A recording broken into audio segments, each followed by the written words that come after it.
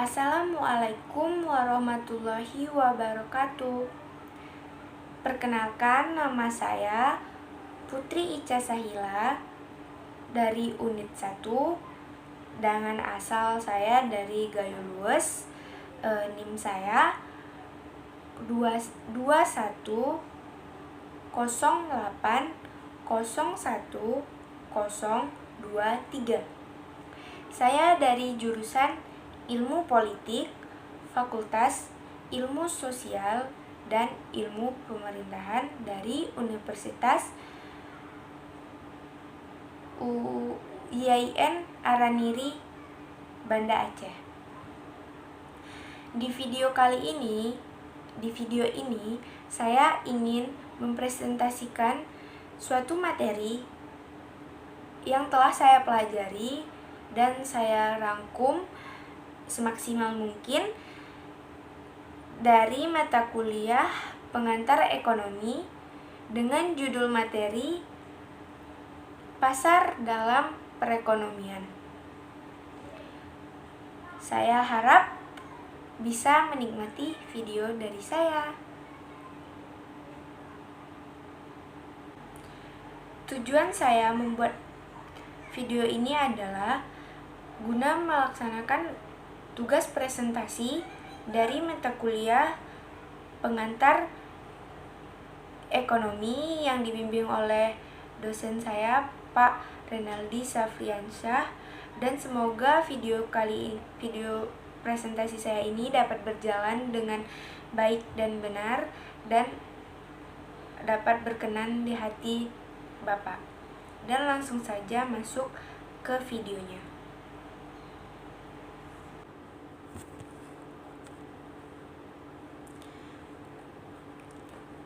Pengertian pasar pada umumnya. Pasar secara sederhana merupakan tempat pertemuan antara penjual dan pembeli untuk melakukan transaksi jual beli barang dan jasa. Menurut kajian ilmu ekonomi, pasar adalah suatu tempat atau proses interaksi antara permintaan pembeli dan penawaran atau penjual dari suatu barang atau jasa tertentu, sehingga akhirnya dapat menetapkan harga keseimbangan atau harga pasar dan jumlah yang diperdagangkan. Jadi, proses yang mempertemukan pembeli dan penjual maka akan membentuk harga yang disepakati beberapa kelompok sederhana pasar. Beberapa kelompok sederhana pasar. 1. Menurut segi fisiknya, pasar tradisional, pasar raya, pasar abstrak, pasar konkret, toko swalayan, dan yang terakhir ada toko serba ada. 2. Jenis barang yang dijual di pasar. Ada pasar ikan, pasar sayuran, pasar buah-buahan, pasar barang elektronik, pasar barang perhiasan, pasar bahan bangunan, bursa efek, dan saham. Struktur pasar. Pengertian struktur pasar adalah penggolongan produsen kepada beberapa bentuk pasar berdasarkan pada ciri-ciri seperti jenis produk yang dihasilkan. Banyaknya perusahaan dalam industri, mudah tidaknya keluar masuk ke dalam industri, dan peranan iklan dalam kegiatan industri.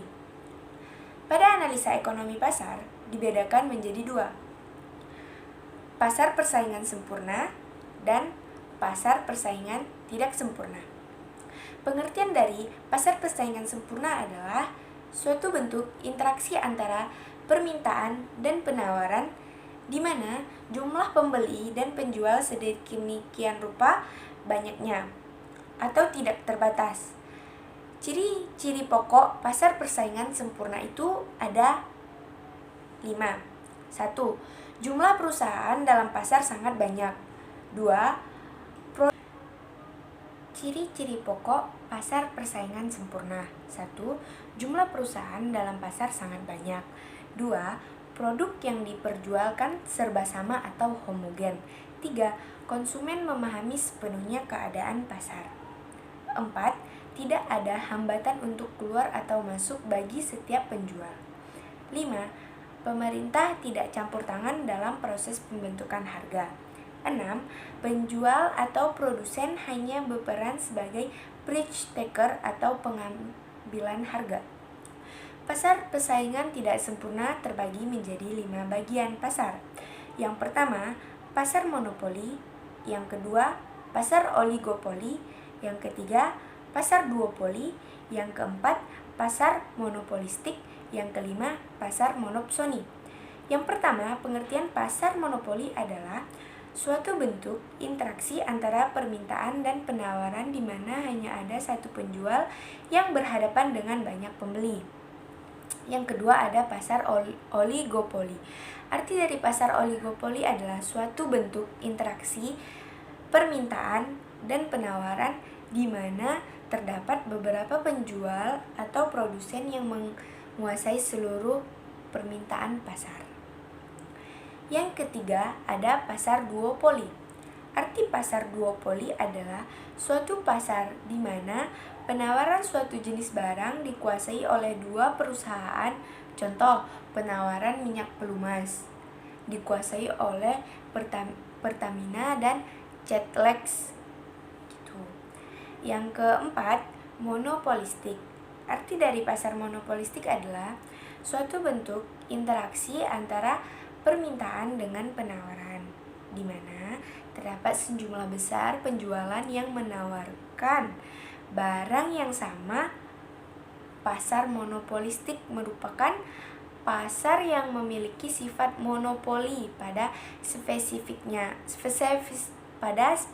barangnya, sedangkan unsur persaingan pada banyak penjual yang menjual produk yang sejenis.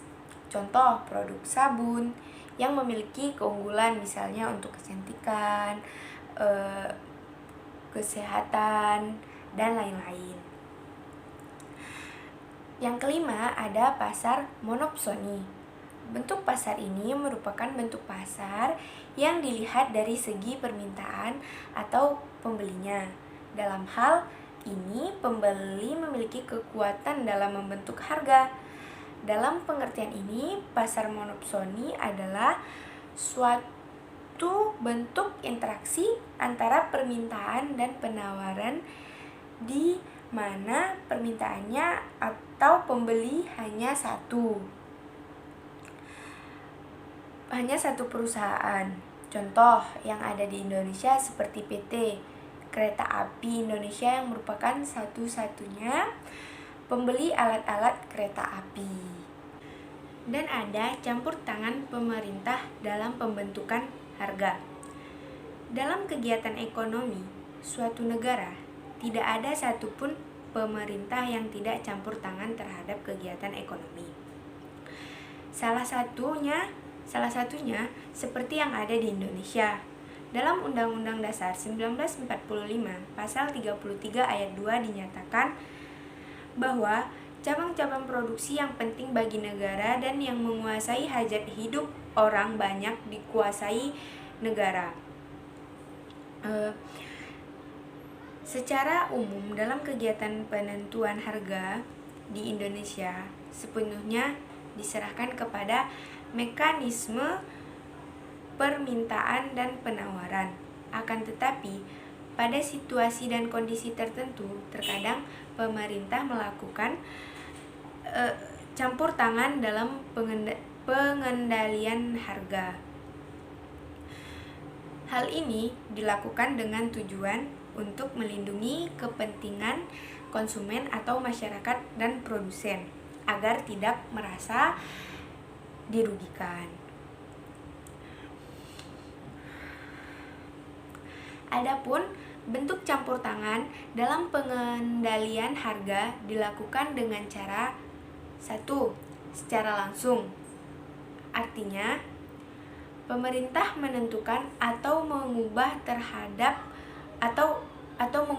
terhadap harga-harga tarif secara langsung atau dalam bentuk kebijakan pemerintah.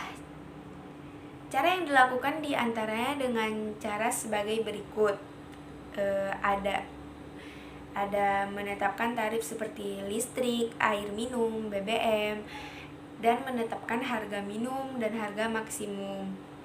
Harga maksimum itu atau harga dasar yang bertujuan untuk melindungi produsen agar tidak rugi, seperti harga dasar gabah. Harga maksimum atau harga patokan yang bertujuan untuk melindungi konsumen supaya harga tetap terjangkau oleh masyarakat. Hal ini bisa kita ambil contoh harga patokan semen. Begitu. Yang kedua, secara tidak langsung. Artinya mengubah hubungan permintaan dan penawaran. Perubahan penawaran dilakukan melalui perubahan produksi dan import. Dengan mengatur keseimbangan permintaan dan penawaran akan menjamin stabilitas harga dan mencegah inflasi. Cara yang dilakukan pemerintah diwujudkan dalam bentuk kebijakan, diantaranya yang pertama ada kebijakan produksi yang bertujuan mengendalikan jumlah produk yang ditawarkan. Apabila produk dalam negeri tidak mencukupi, maka pemerintah akan mendatangkan barang atau produk dari negara lain yang disebut impor. Yang kedua, kebijakan moneter yang bertujuan mengendalikan jumlah peredaran uang, karena kalau jumlah uang melebihi kebutuhan, maka akan berpengaruh terhadap perubahan harga. Yang ketiga, kebijakan subsidi. Subsidi pada hakikatnya merupakan bantuan pemerintah kepada pengusaha baik berupa modal maupun peralatan. Diharapkan dengan pemberian subsidi, setiap produsen dalam penentuan harga akan lebih bersaing dan terjangkau oleh masyarakat. Pasar faktor produksi dalam ilmu ekonomi diartikan keseluruhan penawaran dan permintaan. Faktor produksi yang terdapat dalam suatu daerah atau wilayah tertentu. Dalam pasar faktor produksi ada beberapa hal yang membedakan dengan pasar barang. Perbedaan tersebut diantaranya yang pertama, pihak yang melakukan penawaran adalah pihak rumah tangga atau disebut juga dengan pihak rumah tangga konsumen. Pihak yang melakukan permintaan adalah pihak rumah tangga produsen. Bagi rumah tangga konsumen atau pemilik faktor produksi, harga faktor produksi adalah merupakan pendapatan yang disebut dengan istilah sewa, upah, bunga, dan keuntungan. Yang keempat, bagi rumah tangga produsen mengeluarkan untuk mendapatkan faktor produksi disebut biaya. Yang kelima, barang atau komoditi yang diperjualbelikan adalah faktor produksi. Jadi dengan demikian, pasar ini memiliki ciri berbeda dengan pasar barang secara umum. Jenis-jenis pasar faktor produksi. Yang pertama ada pasar faktor produksi tanah. Yang kedua ada pasar faktor produksi sumber daya manusia. Yang ketiga ada pasar faktor produksi sumber daya modal. Yang keempat, pasar faktor produksi kewirausahaan. Yang pertama, pengertian pasar faktor produksi tanah. Tanah merupakan salah satu sumber daya alam yang memiliki peran yang sangat penting karena tanah merupakan asal dan tempat sumber daya alam yang lain. Oleh sebab itu, dalam pembahasan pasar faktor produksi, sumber daya alam lebih ditekankan pada istilah pasar faktor produksi tanah. Ada beberapa teori yang berkenaan dengan sewa tanah. Yang pertama, teori sewa tanah kaum Pisiokrat. Menurut kaum Pisiokrat, adanya sewa tanah disebabkan kesuburan tanah yang asli, karena dengan kesuburan tanah yang asli itu dapat menghasilkan produk net atau hasil yang bersih. Sebagian dari produk net itu diberikan kepada pemilik tanah sebagai sewa tanah. tanah. Yang kedua ada teori sewa tanah dari David Ricardo. David Ricardo mengatakan sewa tanah disebabkan terbatasnya tanah yang subur, sehingga karena perbedaan kesuburan menyebabkan adanya sewa tanah, tanah yang subur akan mengurangi biaya pengelolaan tanah sehingga berpengaruh terhadap perolehan keuntungan. Sebagian dari perbedaan keuntungan itu diberikan kepada pemilik tanah sebagai sewa tanah.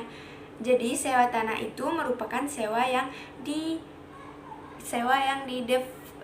diferensial. Artinya sewa yang disebabkan oleh perbedaan kesuburan dan letak tanah yang dipakai untuk produksi. Yang ketiga, teori sewa tanah dari von Thunen. Von Thunen hanya menambah kekurangan teori sewa tanah David Ricardo, yaitu mengenal jarak tanah dari pasar. Apakah tanah yang subur jaraknya dekat dengan pasar dan yang jauh dari pasar akan sama sewanya? Hal ini setelah dikaji ternyata beda, karena semakin jauh dari pasar, semakin mahal biaya transportasinya. Dan ada beberapa hal yang mempengaruhi sewa tanah. Yang pertama, kualitas tanah yang disebabkan oleh kesuburan tanah, pengairan, adanya fasilitas listrik, jalan, dan sarana lainnya. Yang kedua, letaknya strategis untuk perusahaan atau industri. Yang ketiga, banyaknya permintaan tanah yang ditunjukkan untuk pabrik, bangunan rumah, perkebunan, begitu. Dan yang kedua ada pengertian pasar faktor produksi sumber daya manusia. Pengertian pasar faktor produksi sumber daya manusia atau tenaga kerja adalah jumlah permintaan dan penawaran terhadap tenaga kerja yang diperlukan untuk kepentingan kegiatan produksi. Dengan demikian, dalam pasar tenaga kerja tergantung dari luas dan sempitnya kegiatan produksi, sehingga pemakaian faktor produksi tenaga kerja akan ditentukan oleh tuntunan dunia usaha atau lapangan produksi. Ketenaga kerjaan dapat dilihat dari beberapa segi, di antaranya yang pertama ada tenaga kerja menurut kelamin. Tenaga kerja menurut jenis kelamin ini terbagi atas tenaga kerja wanita dan tenaga kerja pria. Pengelompokan tenaga kerja berdasarkan jenis kelamin ini pada dasarnya agar kualitas produksi bias terjamin karena adanya kesesuaian antara tenaga dengan jenis pekerjaannya. Dan yang kedua, ada tenaga kerja menurut kualitasnya, terbagi atas yang pertama ada tenaga kerja terdidik atau ahli, yaitu tenaga kerja yang memiliki keahlian yang diperoleh dari jenjang pendidikan. Format seperti dokter, notaris, arsitektur, dan sebagainya.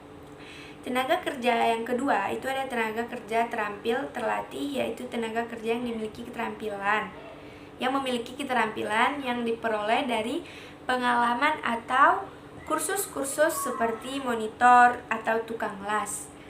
Dan yang ketiga ada tenaga kerja tidak terdidik dan tidak terampil, yaitu tenaga kerja yang tidak memiliki kemampuan tertentu. Tenaga kerja tersebut hanya mengandalkan kemampuan kekuatan fisik seperti kuli panggul, tukang gali, tukang becak, begitu. Yang ketiga, berdasarkan lapangan pekerjaan, ada tenaga kerja profesional adalah tenaga kerja yang umumnya mempunyai pendidikan tinggi yang menguasai suatu bidang ilmu pengetahuan khusus seperti arsitektur, dokter, gitu. Dan tenaga kerja terampil atau terlatih tenaga yang memiliki keterampilan khusus dalam bidang tertentu yang diperoleh dari pendidikan seperti pendidikan menengah plus sampai setara diploma 3, seperti tenaga pembukuan. Tenaga kerja biasa adalah tenaga kerja biasa adalah tenaga kerja yang tidak memerlukan keterampilan khusus dalam melaksanakan pekerjaannya, seperti tukang gali sumur. Dan ada juga upah tenaga kerja yang diberikan tergantung pada yang pertama tuh tergantung pada biaya keperluan hidup minimum pekerja dan keluarganya. Yang kedua, peraturan undang-undang yang mengikat tentang upah minimum pekerjaan atau UMR. Yang ketiga, produktivitas marginal tenaga kerja. Yang keempat, tekanan yang dapat diberikan oleh serikat buruh dan serikat pengusaha. Yang kelima, perbedaan jenis pekerjaan. Dan ada juga upah yang diterima pekerjaan dapat dibedakan menjadi dua macam, yaitu upah nominal, yaitu sejumlah upah yang dinyatakan dalam bentuk uang yang diterima secara rutin oleh para pekerja. Yang kedua ada upah real, adalah kemampuan upah nominal yang diterima oleh para pekerja jika ditukarkan dengan barang dan jasa yang diukur berdasarkan banyaknya barang dan jasa yang bisa didapatkan dari pertukaran tersebut. Yang ketiga ada pengertian pasar faktor produksi sumber daya modal. Dalam ilmu ekonomi, modal adalah tiap-tiap hasil produk yang digunakan untuk menghasilkan produk selanjutnya. Dari pengertian tersebut bahwa modal tidak selalu identik dengan uang. Akan tetapi, segala sesuatu yang dapat digunakan untuk menghasilkan barang menurut sifatnya. Yang pertama ada modal lancar, yaitu modal yang dapat digunakan satu kali dalam proses produksi seperti bahan baku dan bahan mentah. Yang kedua, ada modal tetap, yaitu modal yang dapat digunakan lebih dari satu kali dalam proses produksi seperti mesin-mesin atau peralatan. Dan ada juga menurut fungsinya. Modal individu, yang pertama itu ada modal individu, yaitu modal yang digunakan oleh individu sebagai sumber pendapatan sekalipun pemiliknya tidak ikut dalam proses produksi, seperti pemilik taksi dan yang lain-lain. Yang kedua ada modal masyarakat, yaitu modal yang digunakan oleh masyarakat dalam menghasilkan barang dan jasa, seperti kendaraan umum dan lain-lain. Dan ada juga menurut bentuknya. Yang pertama itu ada modal abstrak, yaitu modal yang tidak berbentuk fisik, tidak berwujud, tapi sangat menentukan hasil produksi seperti keahlian seseorang. Gitu. Baru ada yang kedua itu ada modal konkret, yaitu modal yang wujud fisiknya dapat dilihat atau berwujud seperti mesin-mesin gitu. Dan yang keempat ada pengertian pasar faktor produksi kewirausahaan. Pengusaha adalah orang yang menjalankan kegiatan usaha, baik usaha jual beli maupun usaha produksi yang tujuan utamanya adalah mendapatkan keuntungan dan menanggung resiko yang akan terjadi dalam kegiatan usahanya. Contohnya seperti pengusaha tahu dan tempe. Wirausaha adalah orang yang mampu mencari dan memanfaatkan peluang usaha serta mendapat sumber dana dan sumber daya yang diperlukan untuk kegiatan usaha dan berani menanggung resiko yang akan terjadi dalam kegiatan usahanya. Contoh manajer perusahaan sepatu atau manajer perusahaan apa gitu. Jadi, dari dua pengertian tersebut di atas, jelas bahwa kewirausahaan mempunyai pengertian yang lebih luas dibanding dengan pengertian pengusaha. Dengan kata lain, seorang pengusaha belum tentu merupakan kewirausahawan. Sedangkan seorang wirausahawan sudah pasti merupakan pengusaha. Dan dalam kesawaan ini ada laba pengusaha. Dalam kegiatan perusahaan, laba atau keuntungan ditentukan dengan cara mengurangi hasil penjualan yang diperoleh dengan berbagai biaya yang dikeluarkan. Dalam selisih antara penjualan dengan biaya tentu akan terdapat 3 kemungkinan. Kemungkinan pertama adalah penjualan lebih besar dari biaya yang disebut untung. Yang kedua, penjualan lebih kecil dari biaya tersebut yang disebut rugi. Dan yang ketiga, penjualan sama dengan biaya yang disebut seimbang atau impas. Dan yang kedua itu ada teori laba pengusaha. Mungkin masih belum jelas mengapa faktor kewirausahaan mendapat imbalan berupa laba. Untuk memperjelas hal tersebut, berikut ini akan ditemukan teori-teori yang berhubungan dengan laba. Yang pertama ada teori Adam Smith dan David Ricardo. Kata mereka, keuntungan pengusaha adalah keuntungan yang diperoleh pengusaha karena melekatkan modalnya dalam perusahaan. Jadi, keuntungan perusahaan itu mereka anggap terdiri dari bunga modal dan upah pengusaha. Yang kedua, teori keuntungan pengusaha dari Jean Baptiste Say. Menurut Say, tugas utama pengusaha adalah memimpin dan mengamati perusahaan. Untuk tugas tersebut diterimanya upah pengusaha. Jadi menurut Say, bunga modal itu dipisahkan dan tidak dimasukkan ke dalam keuangan pengusaha. Dengan demikian, imbalan bagi para pemilik modal tersebut bunga, sedang imbalan bagi para pengusaha termasuk di dalamnya premi resiko disebut upah. Yang ketiga, teori nilai lebih menurut Karl Marx. Terciptanya laba pengusaha menurut Karl Marx disebabkan karena adanya pembayaran upah oleh pengusaha kepada pekerja yang dilakukan lebih rendah dibandingkan dengan prestasi yang diberikan oleh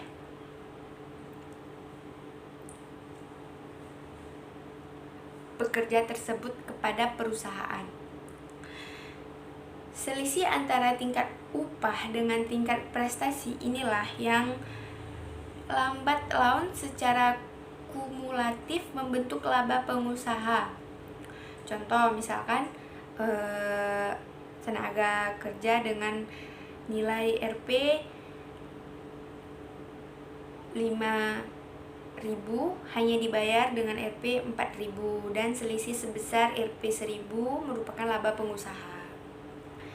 Yang keempat itu ada teori dinamis menurut J.B. Schumpeter.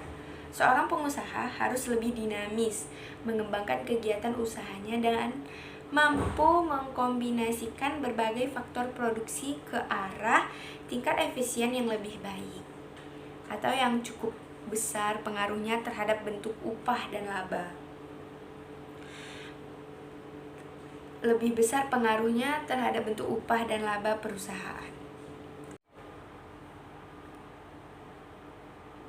Mungkin sampai di sini saja video saya kali ini. Lebih dan kurangnya saya mohon maaf. Ada kehilafan saya berkata, ada kekurangan dari perkataan yang saya ucapkan, saya mohon maaf. Dan semoga video ini dapat difahami dengan baik dan benar. Mungkin sampai di sini saja. Wabillahi taufik wal hidayah. Waridho wal inayah. Saya Putri Casahila undur diri. Assalamualaikum warahmatullahi wabarakatuh.